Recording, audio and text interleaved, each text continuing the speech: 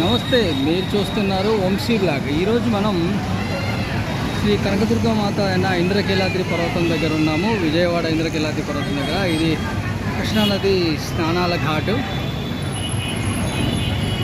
చూడండి, ఇదంతా కృష్ణానది ఘాటు. భక్తులతో కోలాహలంగా ఉంది. కానీ కృష్ణానది నీటి మట్టం అందుబాటులో లేకపోవడం వల్ల స్నానానికి నదిలోకి దిగలేని పరిస్థితి. పైపుల్లో నీళ్లు పెట్టి అరేంజ్ చేశారు. ఇదొకటి కొద్దిగా బాధగా అనిపించింది. ఎంతో దూరం నుంచి నది స్నానం చేసి కృష్ణమ్మ నదిన స్నానం చేద్దాం అనుకున్న మాకు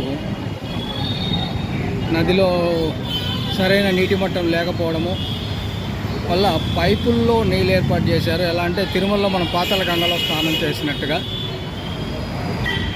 ఇదిగో చూడండి, కృష్ణమ్మ నది ఘాటు, స్నానాల ఘాటు. ఎంతో అద్భుతంగా ఉంటుందని ఎంతో ఆనందంగా వచ్చిన మాకు ఇక్కడంతా కూడా అపరిశుభ్రత, నీళ్లు లేమి, మెయింటెనెన్స్ లేకుండా చాలా వరస్ట్గా ఉంది.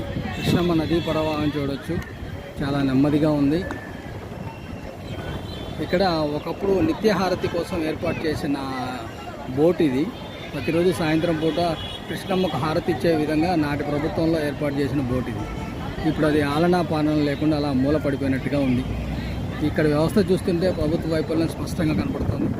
ఎటువంటి ఏర్పాట్లు కానీ, ఎటువంటి భక్తులకు సరైన సౌకర్యాలు కానీ ఏమీ లేవు. కేవలం అమ్మవారి మీద భక్తితో రావడం తప్ప ఇక్కడ ఎటువంటి సౌకర్యాలు లేవు. దూరంగా చూస్తుండొచ్చు, భవానీ ఐలాండ్ కనపడుతుంది మాకు. భవానీ ఐలాండ్ కనపడుతుంది. నీటి మట్టం చాలా తక్కువ ఉంది కృష్ణానదిలో. ఇలాంటి ప్రకాశం బ్యారేజ్, ఎంతో ప్రసిద్ధిగాంచిన ప్రకాశం బ్యారేజ్. నదీ మట్టం చూడండి, మొత్తం నీళ్ళంతా గలీజ్గా ఉన్నాయి ఇక్కడ.